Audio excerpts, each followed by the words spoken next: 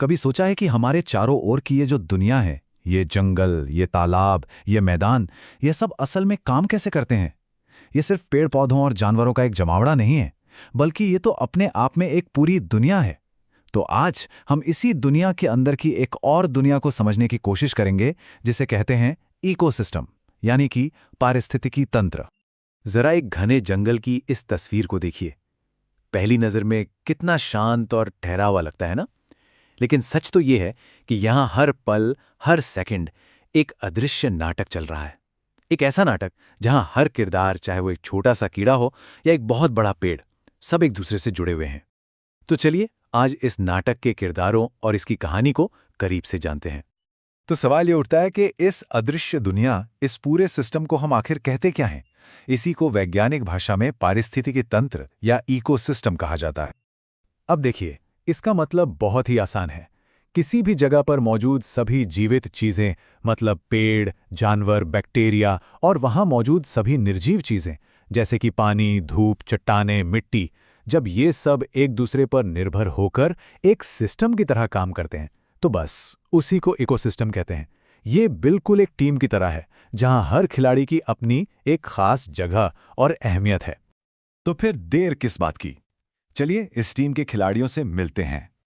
Ecosystem के इन अलग अलग हिस्सों या घटकों को समझना बहुत ही दिलचस्प है। मोटे तौर पर देखें तो इस टीम के दो हिस्से हैं। पहला जैविक यानी बायोटिक, मतलब सभी जीवित खिलाड़ी, और दूसरा है अजैविक यानी एबायोटिक, मतलब वो निर्जीव मैदान जिस पर यह पूरा खेल खेला जा रहा है, जैसे हवा, पानी, तापमान और भी बहुत कुछ। और सच तो यह है कि ये दोनों एक दूसरे के बिना बिल्कुल अधूरे हैं। और अब आता है खेल का सबसे मजेदार हिस्सा। इस जीवित टीम में हर खिलाड़ी का एक खास रोल है, एक खास काम। इन्हें हम तीन मुख्य भूमिकाओं में बांट सकते हैं। एक हैं उत्पादक, जो ऊर्जा बनाते हैं।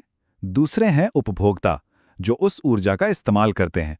और तीसरे हैं अपघटक, जो हर चीज को रिसाइकल करके सिस्टम को साफ सुथरा रखते हैं। कहानी की शुरुआत हमेशा होती है उत्पादकों से। ये सिस्टम के असली शेफ हैं। ये सूरज की रोशनी को किसी जादू की तरह पकड़कर उसे भोजन में बदल देते हैं। हमारे जंगल में जो हरे भरे पेड़ पौधे हैं ना, वही इस इकोसिस्टम के असली पावर हाउस हैं।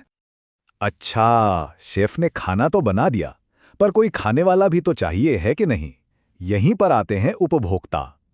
ये वो जीव हैं जो अपना खाना खुद नहीं बना सकते, इसलिए ये ऊर्जा के लिए दूसरों पर निर्भर रहते हैं। ये या तो सीधे पौधों को खाते हैं या फिर दूसरे जानवरों का शिकार करते हैं। उपभोक्ताओं में भी अलग अलग लेवल होते हैं। सबसे पहले आते हैं प्राथमिक उपभोक्ता, यानी शाकाहारी जीव, जैसे खरगोश जो घास खाता है। फिर आते हैं द्वितीयक उपभोक्ता, जैसे लोमड़ी जो उस खरगोश को खाती है। और कभी कभी तो तृतीयक उपभोक्ता भी होते हैं, जैसे भेड़िए जो लोमड़ी जैसे दूसरे मांसाहारियों को भी खा सकते हैं। और फिर आते हैं इस कहानी के वो हीरो जिन्हें अक्सर भुला दिया जाता है, अपघटक। ये प्रकृति की क्लीनअप क्रू हैं। जब भी कोई पौधा या जानवर मर जाता है, तो बैक्टीरिया और फंगस जैसे छोटे छोटे जीव उन्हें तोड़कर उनके कीमती पोषक तत्वों को वापस मिट्टी में मिला देते हैं। और इन्हीं पोषक तत्वों से फिर नए पौधे उगते हैं और जीवन का चक्र यूं ही चलता रहता है। ठीक है, तो हमने किरदारों को तो समझ लिया, पर एक सवाल अब भी बाकी है। ये ऊर्जा यानी कि एनर्जी एक किरदार से दूसरे तक आखिर पहुंचती कैसे है? इसका सबसे आसान जवाब है खाद्य श्रृंखला, या जिसे हम फूड चेन भी कहते हैं। ये एक सीधा साधा रास्ता है जो हमें ये दिखाता है कि कौन किसको खाता है, और इस तरह ऊर्जा एक से दूसरे में और दूसरे से तीसरे में कैसे ट्रांसफर होती जाती है। चलिए एक सीधी सी कहानी देखते हैं। सूरज से ऊर्जा लेकर घास उगती है। एक टिड्डा उस घास को खाता है तो ऊर्जा टिड्डे में चली गई। फिर एक मेंढक उस टिड्डे को खाता है, फिर एक सांप उस मेंढक को, और आखिर में एक बाज उस सांप को खा जाता है। देखा, ऊर्जा एक सीधी लाइन में नीचे से ऊपर की तरफ बहती है। लेकिन क्या असल जिंदगी की कहानी इतनी सीधी और सरल होती है? क्या एक सांप सिर्फ मेंढक के इंतजार में ही बैठा रहता है? शायद नहीं। असलियत जो है वो इस सीधी लाइन से कहीं ज्यादा दिलचस्प और उलझी हुई है। और यही सबसे जरूरी बात है। असल दुनिया में कोई भी जीव सिर्फ एक ही चीज पर निर्भर नहीं रहता। उसके मेन्यू में कई विकल्प होते हैं, और वो खुद भी कई दूसरे जीवों के मेन्यू का हिस्सा होता है।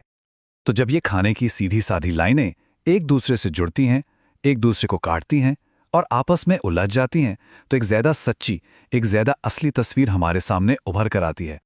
और उसे हम कहते हैं खाद्य जाल या फूड वेब। अब ये कोई सीधी सड़क नहीं, बल्कि सड़कों का एक पूरा नेटवर्क है। ये किसी मकड़ी के जारे जैसा दिखता है जो हमें दिखाता है कि इकोसिस्टम में ऊर्जा असल में किस किस रास्ते से होकर गुजरती है। और इस जाल का यही तो कमाल है। एक सांप सिर्फ मेंढक पर ही निर्भर नहीं है।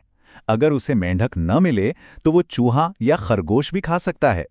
यही जुड़ाव और ये विकल्प ही तो इकोसिस्टम को मजबूत और स्थिर बनाते हैं। मतलब अगर एक रास्ता बंद हो भी जाए तो ऊर्जा दूसरे रास्ते से बहने लगती है। और यही सोच हमें एक बहुत गहरे सवाल पर लाके छोड़ देती है। अगर हर प्रजाति इस नाजुक से जाल का एक धागा है, तो सोचिए किसी एक धागे के टूटने से यानी खींच लिए जाने से पूरे जाल का क्या होगा। एक भी जीव के गायब हो जाने का असर कहां-कहां और किस-किस पर पड़ेगा। ये सवाल सिर्फ विज्ञान का नहीं, बल्कि सीधे-सीधे हमारे भविष्य से जुड़ा हुआ है।